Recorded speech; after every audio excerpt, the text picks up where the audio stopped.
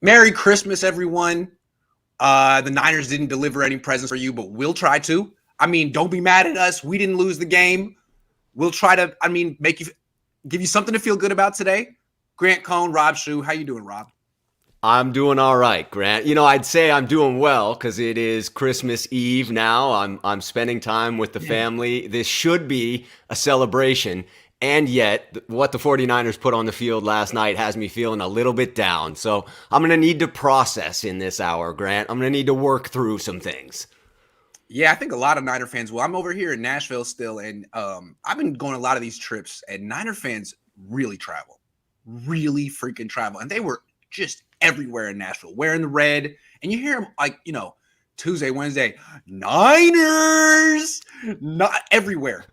You didn't hear a lot of that after the game. You saw a lot of sad Niner fans trudging back into the hotel, just like, man, I got to go home. Spent a lot of money on this team this year. So anyway, I feel like you might relate to that feeling right now. I no longer can say Niners in public places without feeling a little weird about it. So anyway, yeah, I can say that I feel a little bit weird about doing that in public no matter what.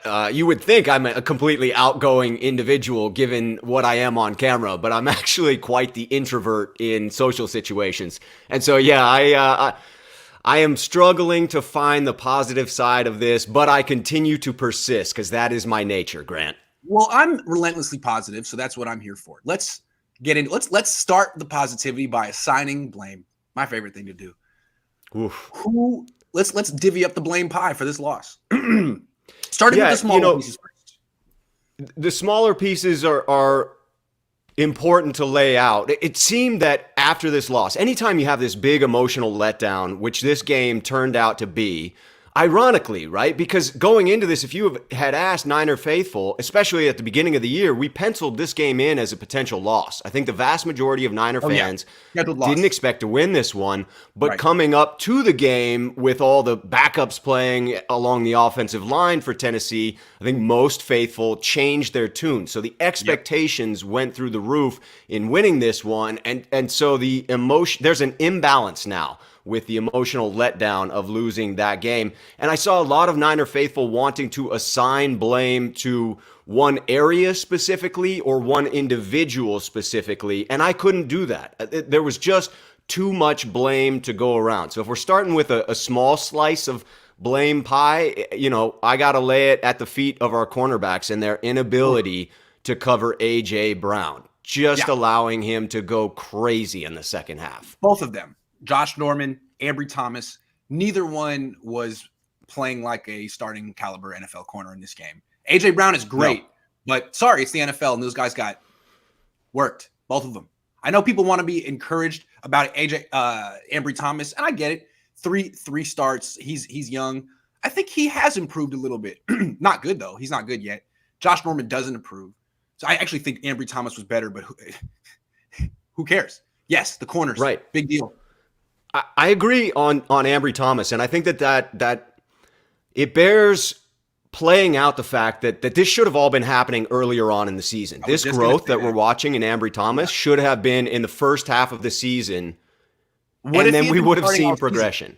Yeah, what if he had been starting all season instead of Josh Norman? Would the Niners have a worse record now? Would they have a better cornerback now? Because it does seem like Ambry has improved in each start, even though I wouldn't consider him good yet. I mean, he might be good now had he been starting all year, as opposed to Norman, who's a lot like the Garoppolo of the defense in the sense that he's 30 and he makes the same mistakes when he makes them. I'm sorry, I didn't over and over again. A shot at Garoppolo right there, but I did. Okay, let's keep going. Well, I mean, if we're going to assign a little bit of blame pie, his name is going to come up at some point in this assignment. It's a big one. Yeah, for me, the next big one is right along the defensive line, because this game set up for the 49ers to be dominant against the Tennessee Titans team that was reeling on the offensive line. And they produced in spots, but on third down were simply atrocious, could not get off the field. And if you're going to expect to win in the playoffs, you're going to need your defense to step up there. So I can't let them off the hook.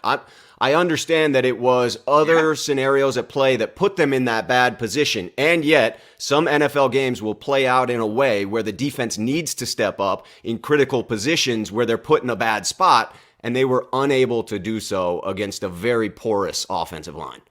Yeah, I mean, to me, this is an offense that was struggling to score more than 13 points in a game. I don't think they'd scored an offensive touchdown in 6 quarters coming into the game, and they came away with 20 points against a defense supposed to be elite. So I would have to give Damico Ryans some of this. I think Damico's a hell of a coordinator, and I think he should be a head coach. I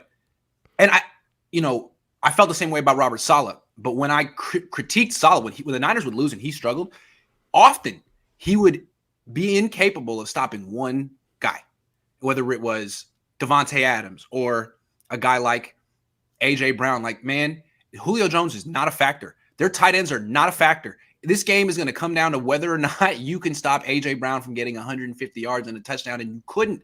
And there was no one else you needed to worry about. So to me, that's on Damico. You can't let one guy beat you. Belichick wouldn't. Take him out. I mean, not take him out. Double him.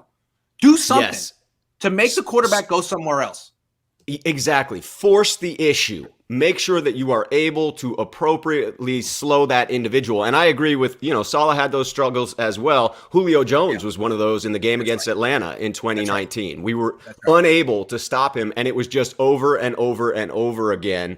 And it becomes maddening. That is where I think a lot of the emotion arises for 49er faithful, is the fact that it's maddening to watch one player decimate your entire defense. And I agree that some of that has to fall at the feet of Damico Ryans. Ryan, there are only a couple of games this season where I lay real blame at his feet. Green Bay felt like one where he couldn't adjust, not the end of the game, but during the game, couldn't adjust to the chips Bosa was getting. And it felt like that max protection, again, was something the 49ers could not deal with. Same thing. I totally agree. It was a lot like that game there. Absolutely. And I feel like anytime the Niners go up against a team that does that and has the Colts, I mean, they have a good max protection scheme, and Michael Pittman Jr. Boom. Niners defense is all of a sudden really struggles, because really you don't need to have a bunch of guys in the pattern to beat the Niners defense. You need one good wide receiver. You need 8 blockers. You need like 3 people on Bosa. But you don't need to overwhelm the Niners coverage scheme with all you just need one guy. Yep. One guy who goes up against either corner, whatever. You can take turns. That's all you need. And I think we've seen that's the blueprint of the Niners. Yep. Yeah, it goes back to the failed roster construction around the San Francisco 49ers, putting so many eggs in the Jason Verrett basket and then losing him to season-ending injury, right? After that, you do not have a shutdown corner, right? So many eggs in the quarterback basket. $39 million at that position and $13 million at corner. So we got to get to real quick. We're going to talk at length about Jimmy Garoppolo next, but Jimmy Garoppolo gets the largest portion of this blame pie. Despite the defense not being its best, they win this game if the offense doesn't commit 2 turnovers. If they just commit one turnover, they win the game probably. Yes, this game completely changes if you're able to even put up 14 points in that first quarter and not commit that turnover. So if you either hit juice on that atrocious miss or don't commit the turnover in the end zone, either one of those creates a situation. Ayuk on 4th and 6. That was a turnover. It's turnover on downs. Yes. Turnover on downs. Yeah. Unclear on the idea of body language coming from Ayuk in sitting down in that position in the zone, which was the clear, correct choice, because he needed to gain an additional 3 to 4 yards after the catch, and the only way to do that would be to split those 2 defenders. Jimmy led him into the second defender. It would have been a tackle for a turnover on downs, even if he had caught that ball where Jimmy placed it. Yeah. Good call. And then I got one more. Jimmy gets the biggest portion of the blame, but he does. Kyle and John for sticking with him this long. I know a lot of people think that Jimmy deserved this, but you look up, it's Christmas. He's 8-7, and they put together a Super Bowl contending roster. I think I underrated it. I see it now. That's a better team than Tennessee. That's a Bosa, Kittle, Deebo. That's a really freaking good team. And that's your quarterback? You still haven't gotten a quarterback who's up to the level of the rest of the roster? I mean, Jimmy Garoppolo, who you don't trust, and Trey Lance, who you don't trust. That's it. That's on you guys. You should have had a quarterback who was up to this, whether it was Matthew Stafford or Aaron Rodgers or Kirk Cousins or whoever you wanted, someone you trusted that could actually rise to the level here. Because if you had a quarterback who was just a little bit better, you'd be the best team in the league. You'd be the best team in the league, but I don't take you seriously because of your quarterback position. Both of them. I mean, you got one guy who's too young. It's like Goldilocks over here. One guy who's just not quite right yet. And that's all. You had missing the middle guy. The oatmeal that was quite right. You couldn't do it. It's on you. It's on you.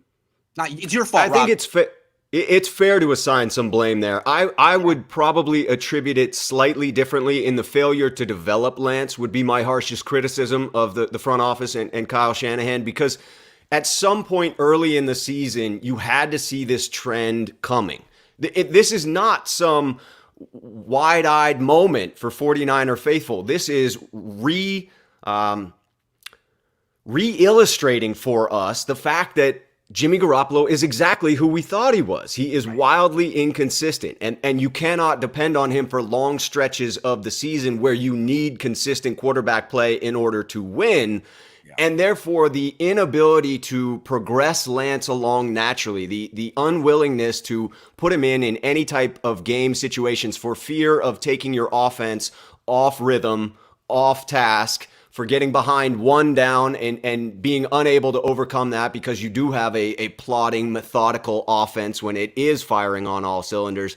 It's somewhat unforgivable because with 2 games left, what options do the 49ers really have at this point? I was just going to say that, like, they've put all their eggs in the Jimmy Garoppolo basket, and by not even having Lance out there in doses the last 2 months, you can't do anything now. You've committed to Jimmy. You can't pivot back to Lance in week 17. Can't do it, right? No.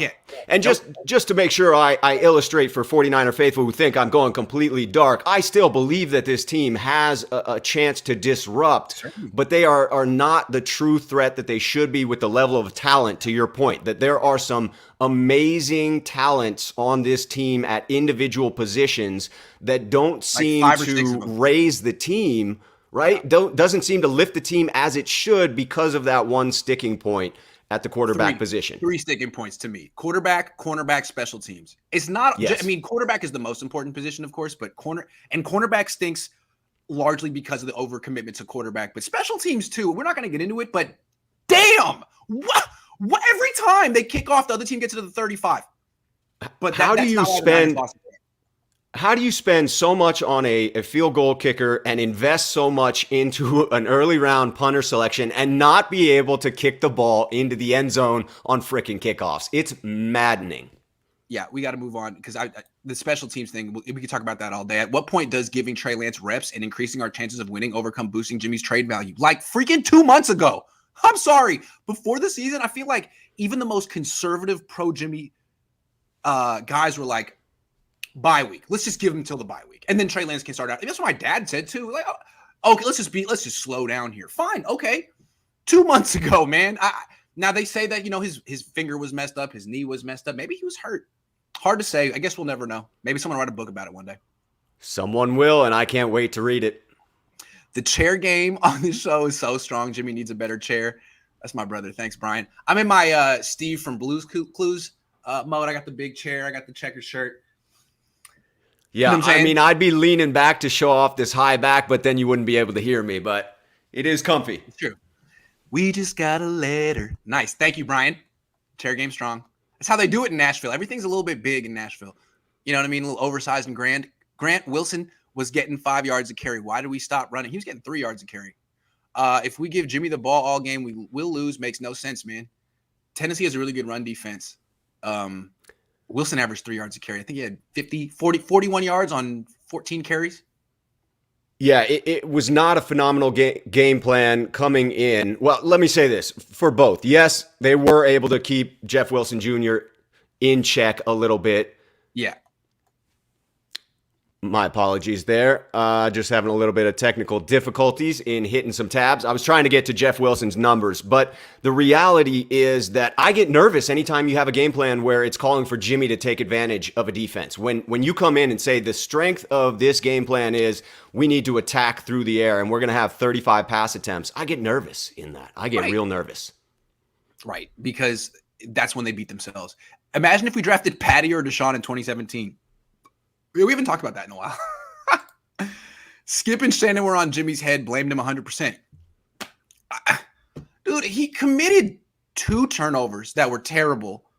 Almost had a third, missed a touchdown. I mean, it was easy to say he single-handedly lost the game. Easy to say it.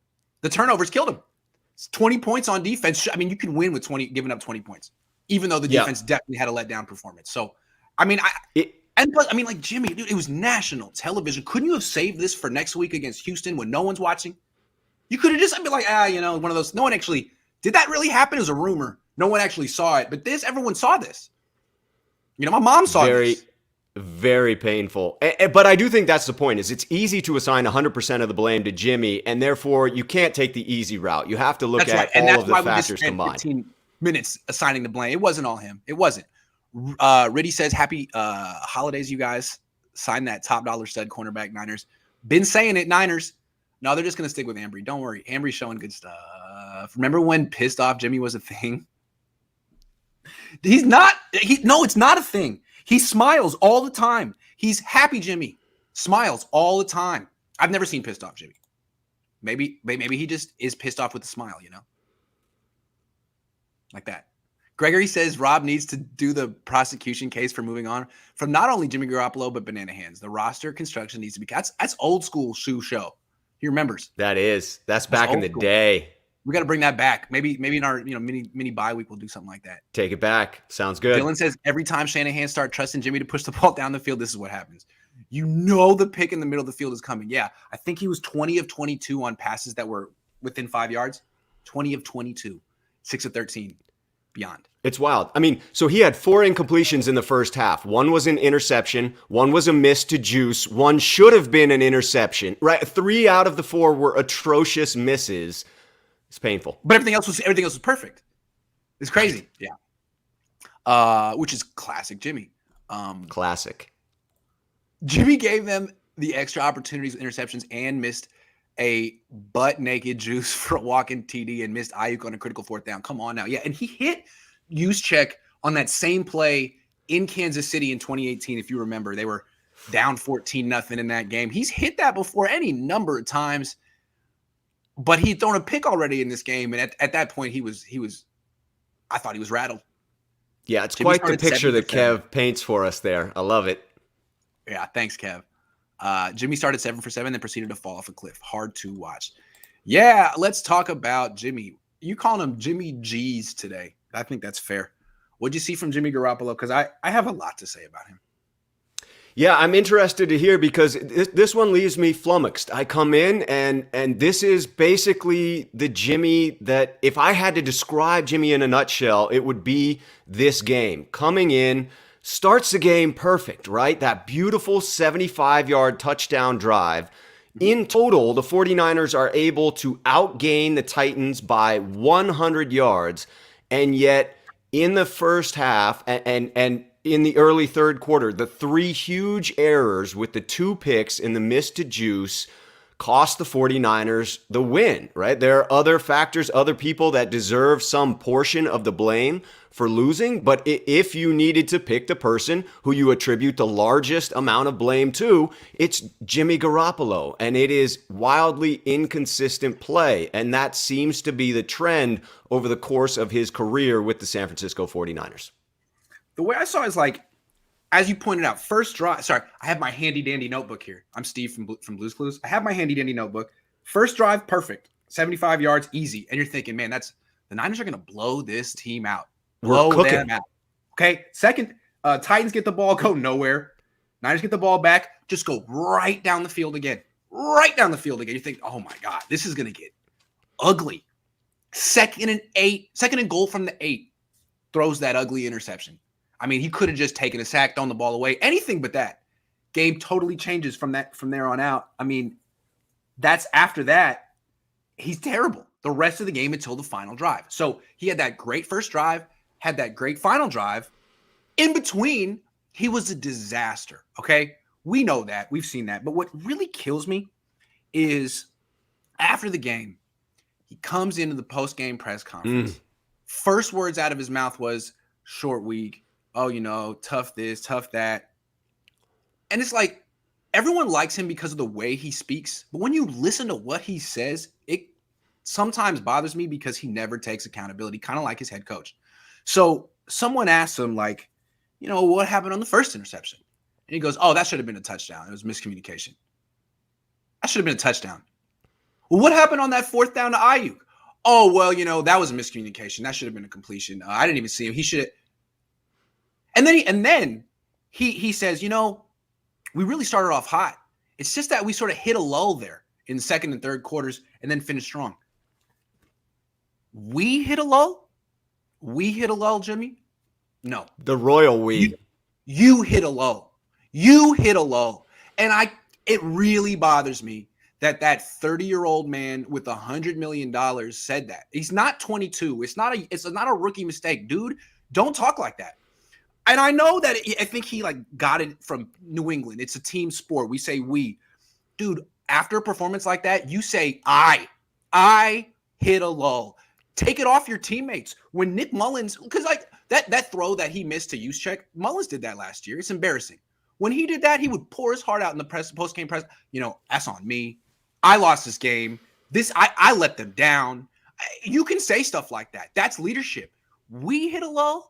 I don't like it. It bothers me as much as the smile on his face on the sideline after an interception. Like, dude, I want to see that you care a little bit more. We talk about it a lot, but these are the little things about Jimmy that bug me. We hit a lull. No, we love that. Yeah, all of the statements he made are true, and they're not what you want to hear from him in that moment. You want to hear the personal accountability. You want to hear him shoulder the blame. You want to hear him take responsibility off of the shoulders of his teammates. Don't blame Ayuk. What are you doing, man? Say it was your fault. I didn't play well enough, period. I got to play better. End of story. I mean, I've heard Fred Warner say stuff like that. I hear great players say stuff like that. If you're great, you go up there and say, Kittle says stuff like that. I got to play way better than that. But to me, what Jimmy always says is, I thought it was, I didn't think it was that bad. We all got to play better. Sorry, I get worked up. No, it's okay. I mean, it's maddening to hear. He may be correct about that fact, but again, in the moment, that's not what you want to hear from the leader of the team. You want to hear the leader of the team take personal accountability and just state the fact that I need to get better, because that's what he can work on. Remember what Trey said after he lost in Arizona? No. It's his fault. He said it's on me. I didn't play well enough. It's my fault. We lost. Gotta love it. It was his first start, and he outplayed. He had a better QBR than Kyler Murray. They outgained the Cardinals. They lost because, as an offense, they failed on fourth down 5 times. It's on me. End of story is what you say. And I was thinking, wow, okay, well, that's arguable, but you're a leader, and you're 21. It's impressive. Have to agree there. But I gotta feel like, to me, Jimmy Garoppolo is a lot like his most ardent defenders. That he really believes that he's way better than people give him credit for, and it's not his fault. Dude, no, you're not a Pro Bowl quarterback. You are grossly overpaid. You're paid to be an All-Pro. You're not even a Pro Bowler. You are a game manager who had no business throwing these picks. Your job is to not throw picks. The stats are stark. You undefeated when you don't throw picks this year, and you're 1-7 now when you do that. You got one job. And you threw 2, almost 3. Man, just go home. I'm sorry. Don't come out for that. Come on, man. He's a game manager that seems to be unclear on what the definition of game manager is supposed to be. Thank you. Keneal says Trey's a better leader than Jimmy. Accountability. All right, let's get through these comments. I know there's going to be a lot of venting right now from Niner fans, and we'll move on. Yep. All quarterbacks make mistakes, but Jimmy has meltdowns. Yes, and he did it in that training camp practice 3 years ago when he threw 5 picks in a row. And I think that's just in the back of Kyle's mind when he calls plays like, man, I just can't trust this guy. I do think that Kyle contributes to the meltdowns with his the way in which he calls the game. Yes. I mean, at the end of the half, we'll talk about this in time management, but I do think Kyle plays into the narrative, and that hurts Jimmy. Not to take anything away from Jimmy's ability to melt down on his own. I'm with you on that. It doesn't seem like Kyle's negativity has really helped many quarterbacks over the long term. HBO says Jimmy is if Jimmy so happens to struggle early on against Houston for whatever reason, what do you think Kyle would do? What would you guys do? You know what I would do. I think Kyle's going to stick with this till the wheels fall off. Yeah, I agree. I think that the playoff window just got tighter, and that's going to cause Kyle Shanahan to stick with Jimmy Garoppolo even tighter. You guys way better than 95.7 The Game. Keep it up. Well, thanks. I like them too. Shout out Bonte and Joe Shasky, my boys. David says at 27 million, Jimmy is supposed to carry the team, overcome the D's second half struggles. Deebo makes him look way better than he is. Ask Jesse. But it's like, dude, just don't lose the game though. I mean, we already know that you're getting carried, but just don't do that. Come on, man. I will say that to me, that's a bit unfair because if you take away the best player from anyone's offense, that's going to reflect negatively on the quarterback, right? You take away Devontae Adams from Aaron Rodgers, and he's not going to look quite as special. And yet, that doesn't excuse Jimmy Garoppolo and his mistakes. John Middlecoff tweeted he looks lost and should be pulled out. Did you ever see that South Park where Butters is like a really, really good tap dancer? No. He's like a really good tap dancer, but like his shoe flies off and it like hits a light and then like it like kills everyone in the auditorium. Like anything that bad that could happen. That I just felt like, how did you do it again, Jim? Again? I just seemed like, I don't know, man. Something. Because usually he just has like the one bad throw against Cincinnati and gets it out of his system and it's like, okay, but like, no, it wasn't out of his system. It just was, that was his system. I don't know why I went to Jimmy has the Murphy's Law games where everything that can go wrong will go wrong. Pretty much. Silverado Kev, what's up, Kev? Says, Jimmy out here speaking French. When he needs to be speaking clear English. Me. I love Silverado Kev, man. Silverado Kev. I'm a big fan. Speaking French. Yeah, he's Juicy Smollett. French actor. Mitchell says, here's $5. Thanks, man. Darnay Harvey says, Grant, when you watch the film with Jag, Jimmy's game fell apart after the first sack he took. His mechanics broke down after that. Yeah, you just hit Jimmy in the mouth early in the game, and bad Jimmy shows up. He will replace. Good Jimmy gets hit in the mouth, and he'll be like, hey, couple plays. Good bad Jimmy's like, I got you. Yeah, both literally and figuratively, right? Yeah. He also struggles when he gets that direct pressure in his face, but when he commits that bonehead turnover, it seems to go downhill. Remember when Lance hit Deebo for the wide open TD? That's how Jimmy Garoppolo should have put it on Juice last night. Yeah, man, you didn't have to hit him in stride. Just like walk it to him. Dude DJ says wide open. He was wide open. That missed throw to Juice was the same throw Trey hit Deebo on earlier this season. We just say this? Man, if Jimmy is our best chance to win, Trey must be terrible. Yeah, like that's what the Niners are saying, right? Like, Trey's awful is what you're saying. But Fred Warner said that he's dicing him up in practice. So maybe Fred's just being diplomatic. I don't know. I don't get it. Yeah, it's a strange narrative. I am on the side with Steve Young that the message the 49ers are sending by not putting Trey in at all, not finding him any snaps, is that he can't contribute. Because I do believe Kyle Shanahan and John Lynch want to win at all costs. And if they thought Trey could contribute to winning, they would do so.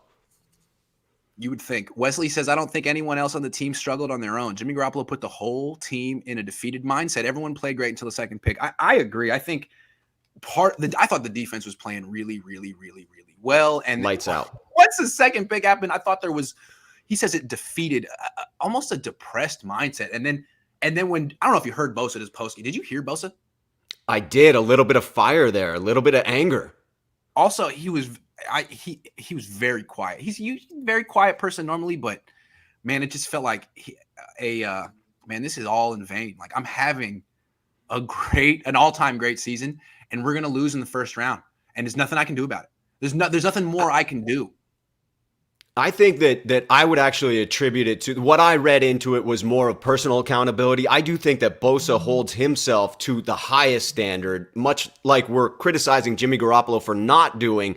I interpreted that as Bosa being very angry that he was going up against second and third string offensive linemen and was unable to capitalize on that. I think he was pissed at himself. Good call. Fordman49 says, what will it take for Kyle to bench Jimmy G? An act of God? Divine intervention. Yes. COVID. Have you seen Pulp Fiction? Divine intervention. Birthday shout out to my boy Jorge. Sorry, your boy Jimmy ruined it. All right, Thomas. Happy birthday, Jorge. Happy birthday. Yes, the Dark Azrael says, if Jimmy took blame for the loss during the post-game interview, would you change his grade from an F to an F plus? Yeah, I would have definitely given him an F plus. F plus. I would have applauded that for sure. Grant, please ask Banana Hands what kind of practice drills he's doing to correct Jimmy Garoppolo's love of not seeing underneath linebackers be the coach and drill it out. Fair. Will do. Thank you. Kaiser Sose says, you're up 10 in the second half. Run the damn ball. Run the damn ball. No. Pass a lot. Try that. See how that goes. Yeah, let's get Jimmy up to 35 attempts. That works. Cut Norman immediately. He ain't even a backup. Yeah, Ambry's better than him. That's rough. I mean, just look at how bad the players behind Norman have to be to not even consider moving on from Josh Norman. There should be a literal roller coaster in San Francisco called Jimmy Unleashed. Build it on Pier 39. No, I mean, put it in Great America. It's right next to Levi's. How would it work, though? It would need to drop you into the bay at the end. What? Yeah, it would be a colossal freaking disaster at the end of it. It builds your hopes up and then just drops you in the bay. It's broke down half the year. Yeah. Ride closed. Yeah, sorry. Okay, moving on. We gotta do a lot faster. Let's try to pick up the pace. Defensive letdown. How'd you see it? I mean, again, I cannot attribute everything to Jimmy Garoppolo because the defense could have saved the 49ers in this game. They had every opportunity to snatch this win from the jaws of defeat, and they just were completely incapable. A high-quality defense. Now, I'm not comparing this defense to 2019, and I think it's a foolish errand to try and equate them to the 2019 defense, which was a dominant defense. But to allow 6 third and long conversions in the second half, a good defense gets off the field on one of those. Gets off the field on one of those at a minimum. Ward's missed interception opportunity was another chance where the 49ers could have snatched the game back. And to have a solid run defense where, 24 carries for 90 yards, including that long run by Tannehill at the end, the dagger in the back, it just is maddening to watch them completely unravel in their pass protection, to lose to one frickin' player. Yeah, that's my, yeah. Yeah. It says a lot. Yeah, I mean, here's the thing. Comparing him to 2019, his pass rush is legit. They sacked Tannehill 4 times. But usually when you have this good of a front seven, it enhances the cornerback play. And in 2019, the Niners didn't have the greatest cornerbacks, but they had Emmanuel Mosley and Richard Sherman. And I was always saying, Richard Sherman's overrated. And he was. He was slow. He couldn't cover man-to-man. But you give him a great pass rush, put him in zone coverage, he made plays. If you threw to his side of the field, he could jump routes. He could he could read, pass patterns, and he would intercept passes. He was dangerous. Norman doesn't do that. Norman just plays really soft and gives up the catch and then tries to punch it out after. Like, that's what he does. And then you got Ambry Thomas, who's, learning and should have been playing earlier, frankly. Not as good as Emmanuel Mosley. So they're just way undermanned at a very critical position, and it's not anyone's fault but John Lynch and Kyle Shanahan. Agree there. I do think that, to your point on assigning some blame to Damico Ryans, that you have to scheme around that at some point. You have to acknowledge your own deficiency and be able to create a scheme that masks it to some extent, that at least slows down the opposition. And to your point of comparing the cornerbacks to 2019, you had Richard Sherman, who would bait quarterbacks into making poor throws. And Josh Norman seems to do the same thing in playing off with no intention of then making the play, right? He is going to allow the catch, allow a few yards after the catch, and then, to your point, go for the peanut punch. Like, that's not defense. That is not defense. And he does have a bunch of forced fumbles this year, not in a while, but it's not something you can make a living on. So, yeah, I just don't see is this team a contender? We could talk about Jimmy, but the cornerback position is very important too, and I don't see how they're good enough there. I mean, they're worse there than they were 2 years ago. And now Mosley's coming back. But Norman, dude, what are you doing on the field? Sorry. I have to agree.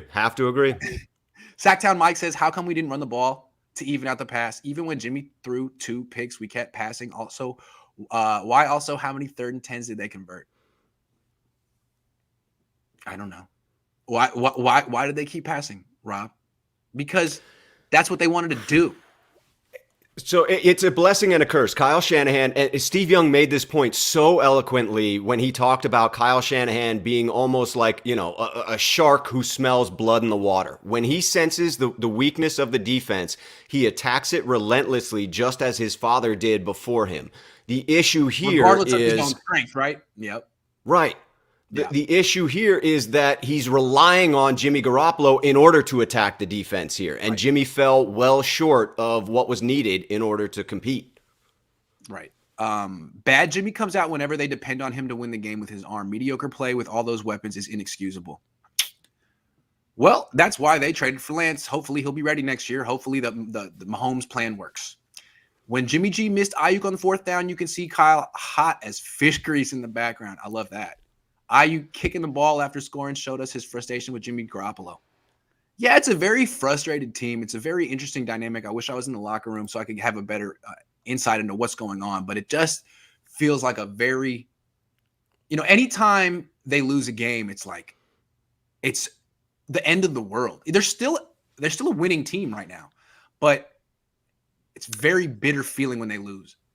That's the interesting thing is I think a lot of fans coming in thought this game was a toss-up, thought it was possible the 49ers would lose. And had they lost in some other fashion, I don't know that we would have the emotional outpouring that we're seeing today. But because it was so maddening. Thursday night football, let it go. You should have won this game. Yeah. Should have. I mean, it was in our grasp and just let it go.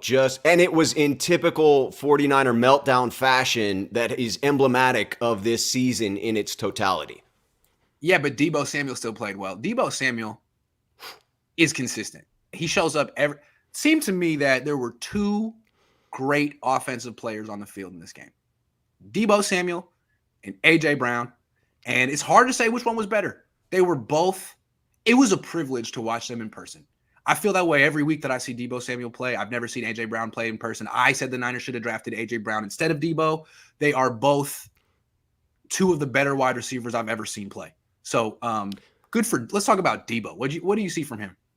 Yeah, it turns out you couldn't have gone wrong between those 2 players in the draft, right? I mean, it's remarkable to watch Deebo's season, and we cannot allow the misery that the 49ers suffering this year has put us through as fans to overshadow what is such a special season for Deebo Samuel. I think it must be celebrated. It must be appreciated. He absolutely has earned the generational money that he is now going to get after performing the way that he has this season. And he continued his dominance.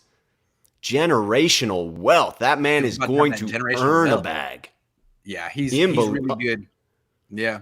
He really is. I mean, 9 catches, 159 yards, another 32 yards on the 5 carries. It illustrates for me the point that within the league, with the way that the rules are structured, a highly dominant offensive player has a distinct advantage, right? Deebo was unstoppable in that game. A.J. Brown was unstoppable in that game. I'm not taking away from my criticism of the defense when I say this, but I think it's important to recognize that special players make special plays, and therefore it's not quite as atrocious that the 49ers were incapable of stopping A.J. Brown, because he really is a special guy. What's cool about Deebo, though, is like with A.J. Brown, it's like he's kind of taking advantage of the rules, in the sense that like cornerbacks can't touch you, and he's freaking huge, and he kind of did push off a little bit, and no he question. seems like he's kind of taking advantage of those. Deebo just runs through tackles. Like there's no rules that are helping him when he catches a ball 10 yards past the line of scrimmage on the final drive and runs for 56 yards. Like everyone's giving Jimmy Garoppolo credit for that last drive. Dude, it was a 10-yard pass. Deebo ran for 56 yards. Yeah, it was a nice pass, but like Deebo is the one that when the Niners have big plays, Deebo doing stuff like that. And then on the final play of the game, instead of throwing a Hail Mary with Trey Lance, they just threw a screen to Deebo. And I don't know about you, but when he got the ball saying, this might work. This actually might work. It's Deebo Samuel. I mean, I wouldn't think that with any other player in the league. But Deebo, I'm like, yeah, that's scary. This might work. So, yeah, special player. And it's not like he's taking advantage of the league's desire for more offense. He's just running through tackles.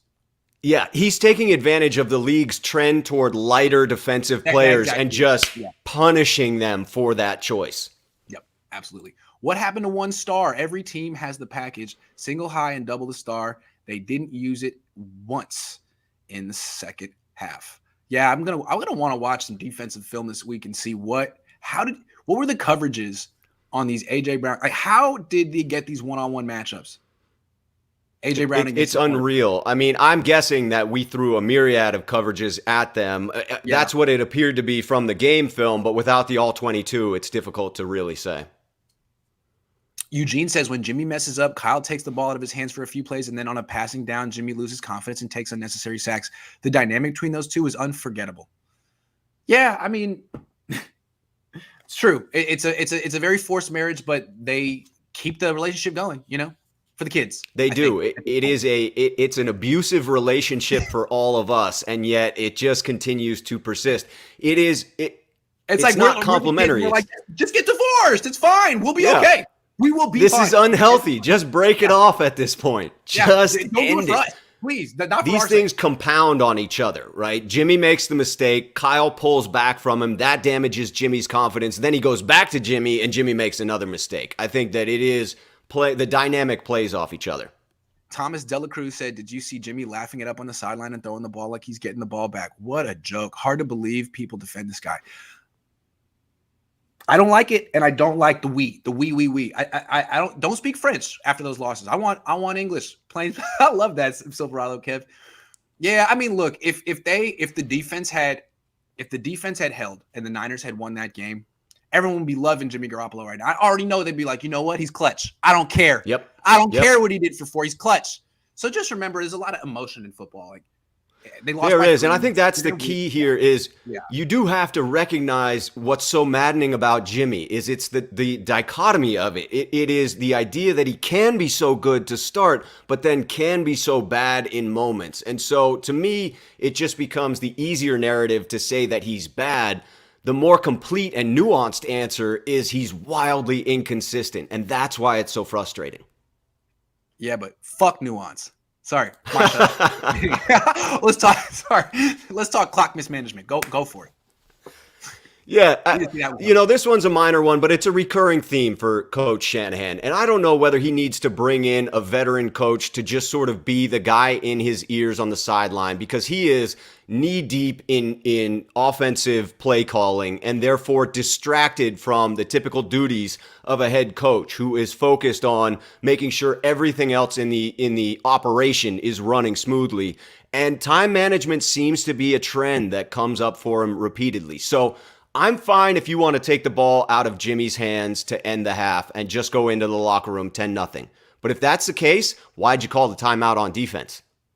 Why'd you stop the clock before you got the ball back? Can you explain to people who forgot that sequence of events what exactly Kyle did? This was the end of the second good call. quarter, right? Good call. So the defense makes the stop. There's under a minute 30 remaining, and we call timeout because we're getting the ball back. It looks as if we're going to get pinned deep, 120, and that to me was a mistake. Yeah, 120 left. They get the ball back. Yeah, that's right. And it goes into the end zone, right, for a touchback. So now we get it at the 20. We get it at the 20, and I think what happened, they got it at the 10. At the 10. No, I think you're right. Now that you say that. And there's that delay of game penalty on top of it. They get it to 22. He overthrows There's an illegal shift, 2nd and 10, hits Jermichael Hasty, and then 3rd and 2, they go for the quarterback sneak. Quarterback sneak for 3 yards. Quarterback sneak for 3 yards, and they leave. That's it. Yeah. Yeah. So they get the first down. To me, what a waste. To me, it's one or the other. Either you don't take the first time out when you're on defense because you don't trust Jimmy to make the run, or you go all in. Once you called that first time out, you set up your offense. What you told your offense is, we're going for this. We are attempting to put points on the board. And then when you throttle back after the offense hits a little bit of adversity in getting the first down, what you've now done is said, we're going to go aggressive. Oh, wait, I don't have any confidence in your ability to not turn this over, so I'm going to throttle it back. So you're sending mixed messages, and that to me is unacceptable from a head coach. Pick one or the other and then go all in on it. It's like, put this team away. They're not going to be scoring points. Put them away. It's like they did the same thing in the Super Bowl, right? Because they're afraid. They don't want to give the ball back to Patrick Mahomes. You care about giving the ball back to Ryan Tannehill in this offense with that offensive line? I don't know. I'm with you on that. It seemed very meek and weak. A really weak way to enter the halftime. Knowing they were going to get the ball to start. Tennessee was going to get the ball to start the second half. Wishy-washy. Lacking in nuance. Not confidence inspiring. Will this loss light a fire under the 49ers' Tookuses? George Kittle seemed to want to imply as much with his comments of, well, typically you're just going to move on from a loss, but this one I think I'm going to let it burn for a little bit. And you would hope that the 49ers use this as motivation going forward. This is an illustration of their season in a small microcosm. This is exactly what is so frustrating about the San Francisco 49ers. Looking brilliant at times and looking totally inept at others. Is this the final straw that gets them to somehow turn this around? I don't know. It's tough to say. How many times have we asked this question this year? 7? It seems like 50. 7 times? Every time they lose a game. Is this going to be the one that gets them to click and to lock in? To wake up. And so I guess my answer is yeah, for 2 weeks. Their pattern is they lose. They take it personally. People kind of question them. They come back. Play well for a week, 2 weeks. People stop questioning them. Everyone says they're back. They're great. They're the team no one wants to face. They come in overconfident to a game and do this. I feel like they do this performance once a month.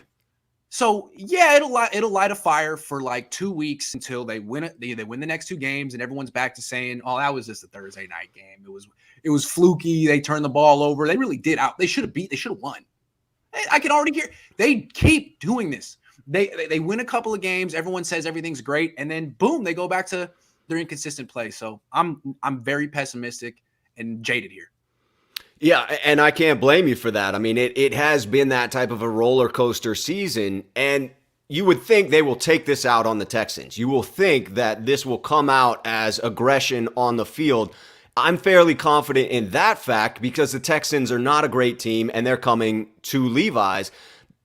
The idea of being able to carry it forward for a second week and beat the Rams and then go on the road in the playoffs, assuming they make that, it's tough to have any faith going forward. A dominant win may inspire me yet again to be foolishly optimistic, but it seems like just that. It seems foolhardy to believe that this team is capable of a consistent run against quality opponents. If they played sorry teams in the playoffs, potentially, but that's just not going to be the case. But hold on, I want to come back again, and I know that you are more pro Jimmy than me, and I'm not trying to. This is not a personal attack. It's not. I'm just. No. I want to reiterate my stance here. The Niners showed up for this game. They had a fire. The defense played was really energetic and violent on a short week. I mean, Deebo showed up. The quarterback didn't show up. The fire needs to be lit under Jimmy Garoppolo's ass. That's who needs to that's where the fire needs to be, under his ass. So I don't know. I mean, the way he was talking after the game, the way he looked on the sideline, I don't know. We'll see. I mean, maybe he'll be a different person next week. He has 10 weeks to figure it out and look in the mirror and decide what he needs to do. But that's the question here. Can Jimmy step it up? Because I don't think Norman's gonna. Ambry Thomas will make baby steps, but it's fair to expect a $27 million, 30-year-old whatever he is, quarterback, franchise guy, to like do better than that. I think it's fair. It's fair to expect more consistency from him because don't lose the game. Don't lose the yeah. game. Be the game manager. Be the great game manager. That's fine. That works for you. Right. No need to It's light a fine. bonfire under his ass. You just need him to play adequately. And that's what he can't seem to do consistently. Don't lose the game. That's your job. Do the Niners get a pass because with Thursday night game on the road? Yeah, when they win the next two games, that's what we were just saying. Niner fans would be like, hey, fluky loss. Well, I think it's important to point out that those are legitimate reasons for a poor performance, legitimate reasons for the defense to be gassed in the second half and be unable to make the stops that they needed to. And the 49ers deserve a boatload of criticism for losing this game because of the way it unfolded. Thank you. The Dark Azrael says, do you think Kyle is trying to make Jimmy look bad so they can have an excuse to trade him? Man, no. It's not. No. They didn't throw the game. No. I don't think that Jimmy's trade value has played into this season at all. I think Kyle Shanahan is attempting to win games, and he must believe that Jimmy gives him the better chance to do that. It's hard to believe after watching that product last night, and yet that seems to be what he's screaming at us. To me, it's the same as the Ambry Thomas situation. Like, the person keeping Ambry on the bench wasn't that good, and it wasn't improving at the same time. So you probably owed it to yourself to play Ambry much before this. That's the same way I feel about Lance. It's like, what's the worst case scenario if you started Lance all season? You'd probably be like 8-7 with a quarterback who's improving and would now be ready next year. But that's neither here nor there. My friend argued that Jimmy isn't as good as he can be because Kyle hasn't unleashed him. I argue this entire season is Jimmy unleashed. Six Flags build the roller coaster. Jimmy unleashed. Man, it's a good name. Jimmy unleashed. I think Kiara Mia might know about that. Sorry, it was just right there. It was hanging out. It was teed up. Okay, let's go a couple. This was small, but before the game, all the wide receivers had this T-shirt that they made custom. It had Kyle Shanahan from his playing days at Texas, and it had like big Kyle. It was like an action figure thing, like Kyle, so cool, and they were all wearing it. It was like a sort of a good-natured fraternal ribbing of their coach, and all the wide receivers wore it. Kyle was a wide receiver. I took a picture together. Only dude not wearing it was Brandon Ayuk, which is funny. I mean, maybe he was wearing a sweatshirt. Maybe he was cold. Maybe he was wearing it under the sweatshirt. But the optics of it are so funny considering that they have a very, public thing. I mean, Kyle basically said he was unprofessional. I had to put him in the doghouse and embarrass him. And now he's better because of my tough love. And Brandon Ayuk is too young and it doesn't have enough standing to really give his side of the story. But you wonder how. I mean, I'm just saying, if I was 23, I might not wear that dude's shirt either. Thoughts?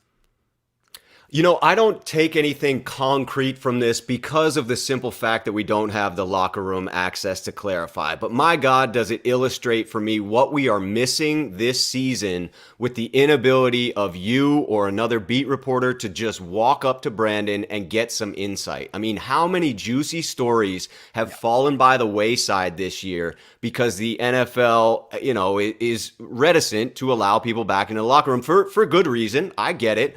But I just hope that as we go forward and clear past the pandemic, that access returns. And I guess I'm doubtful that it does. And if it doesn't, what a loss that will be for fans, because we miss out on stories like this one where we could dig a layer deeper. I just feel like, take Brandon Ayuk out of it for a second. Everyone else making those T-shirts.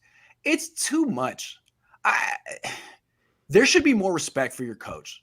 Kyle, he's like the cool math teacher in high school who's 35 and says, "Call me Kyle. I'm not Mr. Shanahan. I'm Kyle." All right, man. Like, I don't want to be your friend. And we're not friends. You're gonna give me an F on my test if I mess up. You're gonna chew me out. Like, we're not friends. Just I'll respect the position if you are professional. And I think like Damico does. Like, no one's calling him Damico. He's coach. I guess they call him Damico. I don't know, but it seems to me that it's a little too buddy-buddy with Kyle, and I think he wants it that way. They all party together in Cabo, but it's not consistent. There's like an inner clique, and I don't think that Ayuk's in it. I feel like some people feel like, are we friends? How come you're friends with him and not me? What is this? So I would just think Kyle, like, the optics of it, I don't see people, wearing Vrabel shirts. It's cute, but maybe, I don't know. It's not why they lost, obviously. It's just No, it's not. But you hit it with it's cute. To me, it's cute and had really no place in a game where you're coming in as a team that has underperformed on the season. And then you come in and drop that game. And now we have to talk about that. You know, it was cute. It's something that a team that had just won the division maybe should have done, not a team that's struggling to make the playoffs. Yeah, wear that shirt as your, you usually get we're champions for wear that instead. Right. That's really cool. But now, right before you lose on national television, maybe you won't wear that shirt again. I wouldn't wear Not that a good look. Bad luck. Can this team win the playoffs? And if so, what's that going to look like? Any team that can pack their defense and their run game can win in the playoffs. But when you look at this team and the inconsistent play and their ability, uncanny ability to shoot themselves in the foot, it's hard to imagine consistent play for weeks on end. The 49ers are now the Cheddar Bob of football teams. Remember Cheddar Bob from 8 Mile? Yes, shot himself. They are the Cheddar Bob. They are. I'm not going to explain the reference, but if you know, you know. Hey, 8 Mile, baby. 8 Mile. It's very maddening. It's very frustrating for someone who likes to get themselves up for a game. It is heartbreaking to watch. I don't have faith now that we are in a must-win situation. Must win against the Texans, must win against the Rams. Sure, could they drop one and potentially make the playoffs? Okay, maybe, like a 50-50 shot. But legitimately, if they want in, they need to win both of these remaining games to stay in control of maintaining a playoff spot. And then, obviously, stay winning in the playoffs. So this team and its inability to win more than 3 games in a row this season doesn't inspire a hell of a lot of confidence. Can they win some games in the playoffs? Yes. When they play well, they are a very difficult team to beat. Will they? Tough to say. They're going to need their quarterback to do a lot better than what they're going to need. Ambry Thomas, Josh Norman, Mitch Wishnowsky, Robbie Gould, Jimmy Garoppolo to really, really, really step up. Those guys. Because honestly, Tom Compton's killing it right now. I'm not worried about Tom Compton. I'm not worried about Daniel Brunskill. I'm not worried about – this team is stacked. But they need Mitch Wishnowsky, Robbie Gould, Jimmy Garoppolo, Ambry Thomas, Josh Norman, hopefully Emmanuel Mosley to come back. Those guys all got to step up. Otherwise, they are just sort of like – tragically undermanned at critical spots despite a loaded roster. Not tragically, but unfortunately. Tragically at the cornerback position, that's for sure. I would say they also need Elijah Mitchell to come back because to me, that's the identity. Run first team. And they need a back that Shanahan has faith in order for him to truly get into his bag and get creative with the play calling. It has to be a run central game plan. You have to be shooting for that 55 to 45 ratio of rush to pass and not the other way around. I don't want to see game plans coming out in the playoffs where it's like, hey, Jimmy's going to take advantage of this porous secondary. No, if he can do that on specific clutch third downs, great. But let's put the ball in the running back's hands and into Deebo's hands coming out of the backfield. I have more confidence when that is the game plan coming in. I agree. And that can lead to some wins in the playoffs. But really, when was the last time a team like that was they won with their running backs, won a Super Bowl? Usually in modern football, you win a Super Bowl with your quarterback at a certain point. So, you could make a pretty compelling argument for Leonard Fournette having the biggest role on the Tampa Bay Bucks in their most recent Super Bowl victory. He definitely did close out that Super Bowl victory. He definitely, but I'm saying they had Tom Brady. I'm talking about a team that's we don't trust our quarterback. He's a game manager. We're going to live and die by the success of our running backs. Usually those teams don't win the Super Bowl, even if they. I agree. I think the unique position for the 49ers is when they are run first, for whatever reason, that takes the pressure off of Jimmy Garoppolo, and he seems to be able to hit those clutch third down completions, even when they're must-need throws that you would think he would fold under that pressure. Because the run game is going and his confidence is boosted by that, he seems to maintain his mental state. Brandon says, folks, can we talk about Tom Compton's shocking 5-game stretch that might put McGlinchey out of a job? Cut might give the extra cash to a new right guard. No, they already picked up his 5th-year option. It's 100% guaranteed. Yep. Locked. and Tom Compton is better than him. I feel so bad because I've spent a lot of time on YouTube like making fun of Tom Compton for no reason, and he's good. I really sincerely apologize. He's really good. I mean, I think I remember a video entitled "Tom Compton is the biggest mistake on this roster" or something like that. So I like you eating crow here. It takes a big man, Grant. Tom, sorry. I'm sure your wife probably saw that. If you have kids, I am sorry, and my apology is as loud as the criticism was. You are a baller, and I think you should be the starting right tackle next season. I think you are definitely better than Mike McGlinchey. Good for you. San Fran 8982 says, I would love to hear the true feelings of our captains in the post-game conference. Instead, I feel it diluted. Hey, man, they're the ones that campaigned for Jimmy. It's a little late now to say it's Jimmy's fault. It's what you wanted. Yeah, I don't think any of them are bailing on it. But again, if we could get inside the locker room, we'd get a better glimpse of how they're actually feeling than in front of the podium. Thomas Tyler says, I want to break into Jimmy's house dressed as a linebacker and steal some of Jed's money back on principle. Even if he's home, he will never see me. He's wearing number 54. That's hilarious. He'll never see me. Ryan says, Jimmy G is the Josh Norman of the offense. Love the content, fellas. Said I'd never pay to comment. I did good work. Sorry, Ryan. I appreciate all the donations. I wish I could answer every question, but there's been like thousands so far. Jimmy is the best chance to win because of the locker room. Even if Trey and he is better than Jimmy, the other players might lash out. That is a very real thing. Jimmy has the belief of it, or did, and that's powerful. That's what he's always had here. And the head coach and in the front office deserve responsibility for propping him up in that position. They committed to this strategy, and the locker room followed in line. Christian says it feels we are largely missing that energy and fire Coach Saleh consistently provided this team. We need someone to step up and fill that void. Yeah, that's interesting. Damico was stoic and professional. Saleh was out of his mind, right? He had a totally different personality on the sideline during games. He was very calm and contemplative in the press conferences. And then on the game day, he had to be physically held back. He had to be physically held back. And that was interesting because Kyle's very low ebb. He's very lugubrious. Lugubrious? Lugubrious. Is that the word? I don't think that's the word. Maybe not the word. Anyway, he's something. Low ebb. You lost me on that one, so. Sorry. But you went to UCLA, Grant, and I did not. And so I would think your vocabulary is more impressive. I'm going to take it back. I can't even spell it. I think I used the wrong word. I think my dad's over there being like, that's not what you think it means. Anyway, let's just move on. Sacramento Mike says, I was watching the game at a steakhouse and spilt my gin. That's Jimmy's fault.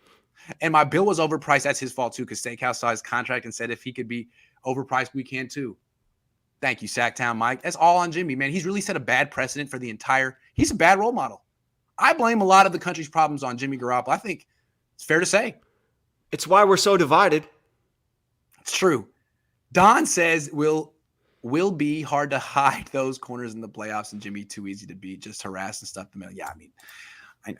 I think that, yeah. If the pass rush doesn't get home, this defense is going to struggle against most of those playoff teams. All right, 3 more topics. I have been kind of like ridiculing the Niners, thinking that they have a Super Bowl window. I felt it ended when they lost to the Chiefs. But you know what? I'm wrong. They were right. They do have a Super Bowl window. And this is the window. Nick Bosa on a rookie contract. You know how I talk a lot about Moneyball and quarterbacks on a rookie contract? Same thing, right? I mean, this dude is playing at an MVP level right now. And you're paying him way less than he was worth on on the open market. You're going to extend him next year, and he's going to be making $30, $35 million a year, just like a quarterback. You're going to give him franchise quarterback money. So you have a franchise quarterback level impact player that you're paying, way under market value. You should win Super Bowls. You came close his rookie year. Very close. And frankly, you should be going again now. He's healthy. And you're not. Because once again, it's you got the one quarterback you don't want. You got the other quarterback you don't want. That's on you. You should have had some quarterback you wanted who was ready for this window. Jimmy isn't. He proved that 2 years ago. Sorry. Trey isn't. According to you, he's 21. You couldn't have found someone better for this window here that you correctly identified and created. Because soon Nick Bosa is going to be way expensive and the team won't be the same. So It's disappointing to think of not only 2021 in it falling short of expectations, but in the possibility that it hinders the 49ers' progress in 2022. The Right. cap dollars that could have been spent elsewhere, bolstering this roster, building it up, or the playing time that could have been allowed for the younger players that are going to need to progress if this team is going to be a threat again next year. Again, with a core list of players that are best at their position or at least top five. When you look at this roster, the record in 2021 is unacceptable for the level of talent. When you have guys like Bosa, Kittle, Deebo, Juice, Trent Williams, that's a team that should be competing with the best of them, but it's the inconsistency at the quarterback position that is certainly hindering the 49ers this year and maddeningly may prevent them from taking the next step next year because we held on to this idea that we needed to play the veterans that gave us the best chance to win. Now, if the 49ers win even a single playoff game this year, I will say it was all worth it because I'm that type of 49er fan. I just want to see some winning. I just want to see some meaningful football in January. But if we watch a team that struggles mightily next year, I will be kicking 2021 Kyle Shanahan in the rear. I do think this is a big deal that they've wasted the rookie contract of. They're in the process of wasting the rookie contract of Nick Bosa. They came close with Jimmy Garoppolo in 2019. They lost, and we don't talk about it a lot because it's obvious, and I think it's painful for Niner fans. But the biggest mistake that Kyle Shanahan and John Lynch made by far, more than not drafting Patrick Mahomes, because Mahomes was not a known quantity at that point. He was coming from Texas Tech. People didn't really know. He was a 10th pick in the draft.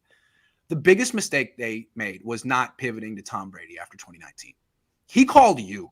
He said, hey, man, I'm from here. It would be story, but I would love to come. Tom Brady on the same team as Nick Bosa on a rookie deal and Deebo Samuel on a rookie. I mean, are you kidding me? If Tom Brady were on this team right now, they'd have no losses. They would be by far the best team in the league. But you said no to him for God knows what reason. And you stuck with Jimmy. Because he had more of a future. And then after one bad year with Jimmy, you pivoted to some other guy who's your future. And you don't even know what you want now. You could have had freaking Brady. You could have been the best team in the league right now. And you could have capitalized on the Super Bowl window. But no. So that's it. That's the biggest mistake the Niners made. The Brady thing. It's much like in the heat of the moment of the Super Bowl where Kyle Shanahan seemed to fail in his decision-making. In the heat of the moment between he and John Lynch, when any one of these quarterback conundrums has come up, they seem to have pivoted in some odd strategy, right? Kirk Cousins is the answer. It's the reason we didn't even look at Deshaun Watson or Patrick Mahomes. But then Jimmy gets dangled in front of you and it's like, fast pivot. Let's go. Let's abandon all hope and go this direction. And then Tom Brady is in your face, but it's like, well, we do want to move on from Jimmy, but Tom's not that much better than Jimmy. And then 1 year later, all of a sudden, you're mortgaging the farm in order to move up to take an unproven rookie. It's these wild vacillations that seem like you don't have a concrete strategy. And all of this, all of your indecision, wasted in the process of wasting Nick Bosa's rookie deal, this window, this great opportunity. You look at him after these games, you see him speechless. Cliff Nichols says, how many teams above 500 have we beat? That was a rhetorical question. I have Trey Lance vibes. 1? Is Cincinnati still above 500? 2. I believe so. I think after the vets are finally on board that Jimmy is not the guy, did you see Kittle and the other faces? It's too late. Too late. It's Christmas. You should have had this epiphany on Halloween. Yeah, they got nobody to blame but themselves, right? They were all on board with this strategy. I came in late, but did y'all see the gif of Shanny throwing his arms and screaming after the 4th down miss to Ayuk? He knows he can't win with this guy. Then you should have freaking said yes to Tom Brady. I don't want to hear it. That's your bad. Oh, you're disappointed with Jimmy? Then play Lance. Then say yes to Brady. Dude, it's your fault. I'm on Jimmy's side here. You know what Jimmy has never changed. He's the same guy. No. He's just basically the same guy like this. Like, what? I'm still me. I'm still doing the things I always do. What? I'm not. He's great. Consistently inconsistent. He's the same. Easiest schedule in our division. How many teams above 500 have we beat? Rhetorical. Got you. Timothy says, Why does the media give two-pick Jimmy so much credit for the Super Bowl run? These captains saving Jimmys are getting on my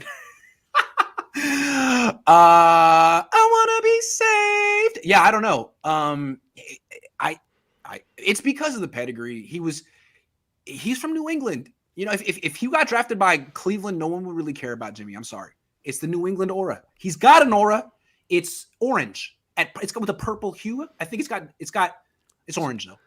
Beautiful aura. It's just a great aura. It's definitely the aura. Last night the Titans had 12 men on the field, which is illegal. 11 on defense plus Jimmy. If I didn't know better, I would think he was shaving points. That's the second person who said that. Yikes, Jimmy. All right, making that coin.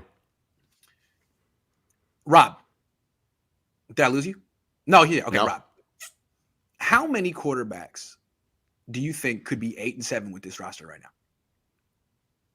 So I have two directions with this one. One, I think consistent quarterback play would get you here basically across the board. So I think that it's safe to say that there are at least half of the quarterbacks in the league that would have gotten the 49ers to where they are.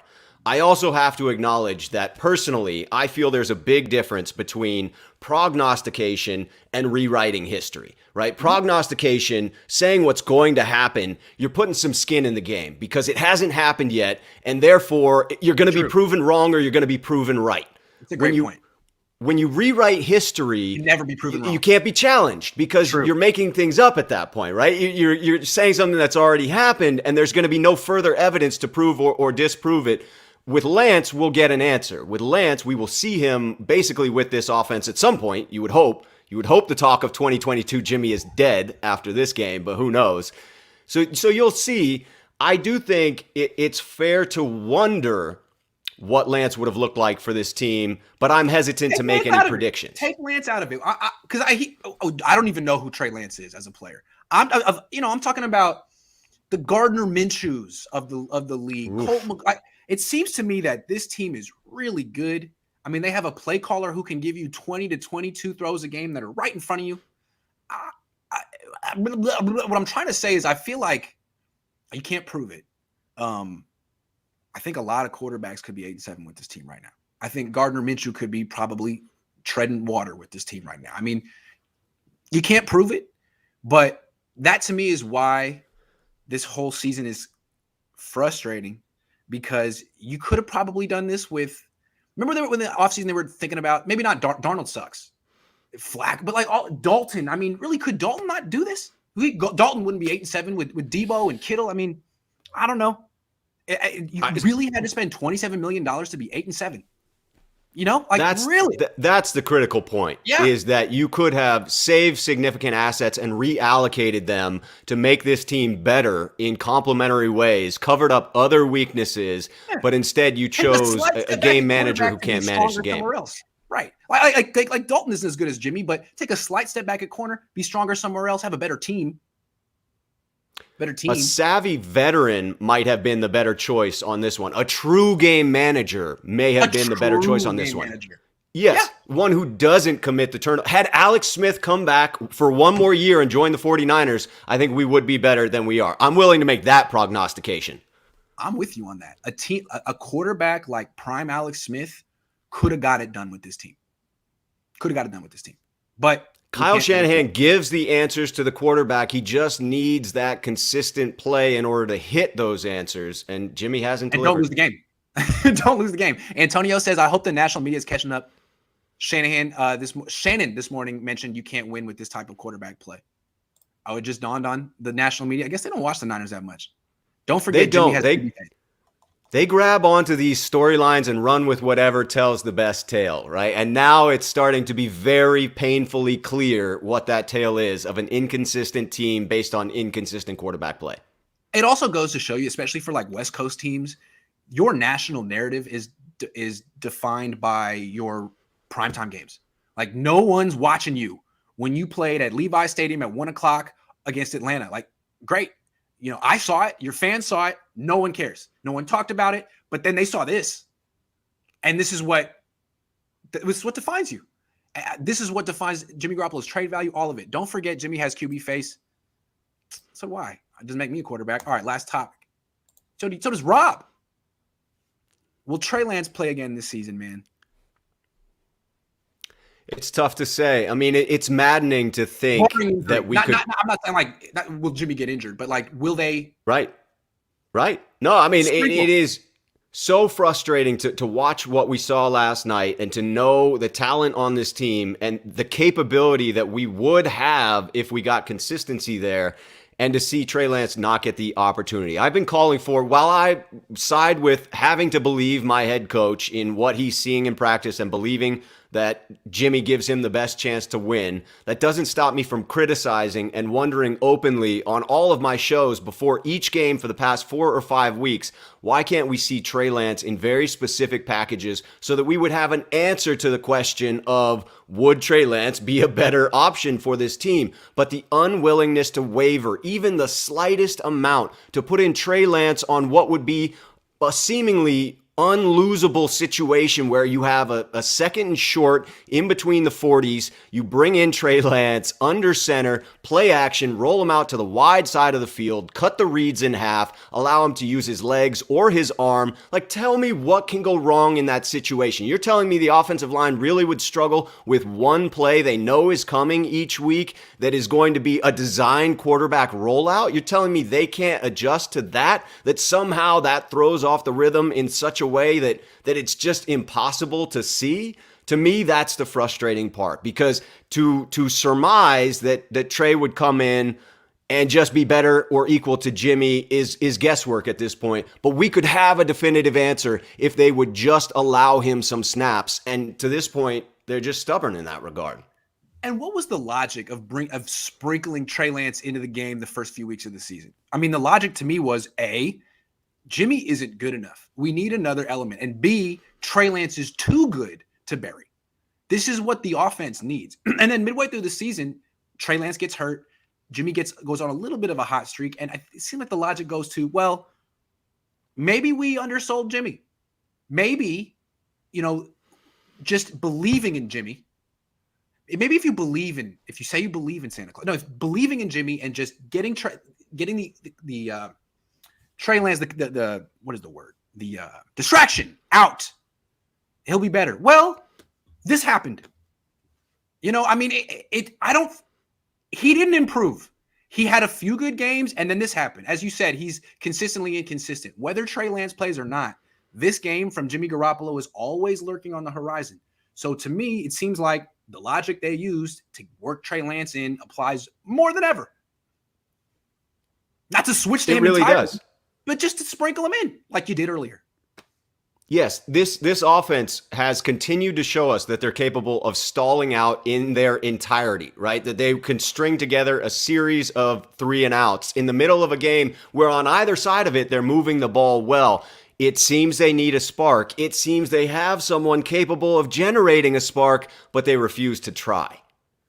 Very strange. So I don't think they're going to play him again this season either. And I think it'll be something that we go think back on and analyze for years, just like we do the Tom Brady decision. I mean, this is a huge decision with ramifications for years. It's the quarterback, the future, the franchise quarterback. They decided to keep him on the bench in 2021. It may or may not have been the right thing to do. We'll see. And we won't really know for years. Just as like we're still learning about whether it was the right move to move on to not bring in Brady. I think we got the answer, but who knows? Maybe the Niners will beat the Tampa first round and look different. Who knows? Wouldn't that be sweet? The Mr. Juice was everything Jimmy is. My grandma could have completed that pass. How TF you overthrow someone that wide open? The crazy thing is he's hit that pass numerous times. That's why they called it. That's one of the deep throws that he hits. Fred publicly said the kid is shredding them in practice. Benjamin said Fred publicly said the kid is shredding them in practice now after all the unsuccessful stops on third down. Didn't look hard, but cricketed about Jimmy. Yeah, he did say that. He did. That seemed to set up a moment where you could reinsert Trey Lance. You now have a storyline that excuses the reason for not playing him. Oh, well, the finger really was more than we let on against the Raiders, right? We had to hold him back because he wasn't completely healthy, and it was showing in his passes in practice. His accuracy suffered. Now it's back on track. Now the rookie is as exciting as he's ever been. Fred Warner said so. Right. Fred Warner said so. And you know what? John Lynch tried to respond by going on the radio this week and say, Jimmy Garoppolo is lights out. He's playing like he's operating our offense perfectly right now. Maybe wait 2 weeks to say that one, dude. Like, maybe let the season finish out, because now what you got is a vet who has really validated all of his critics, and a young guy over here who's getting praise from the captain of the team. Awkward position. Awkward. Very awkward. Rob, this was a Mondo show. Thank you for doing this with me on Christmas Eve. I think it was one of our best. I would agree. A very frustrating result to the game last night, but a very pleasant interaction today, Grant. We have to maintain a level of a standard of performance, whether or not the 49ers do. That's their issue. We have our own standards, and I think we hit it today. Yes, we are illustrating for them what consistency looks like. That's right.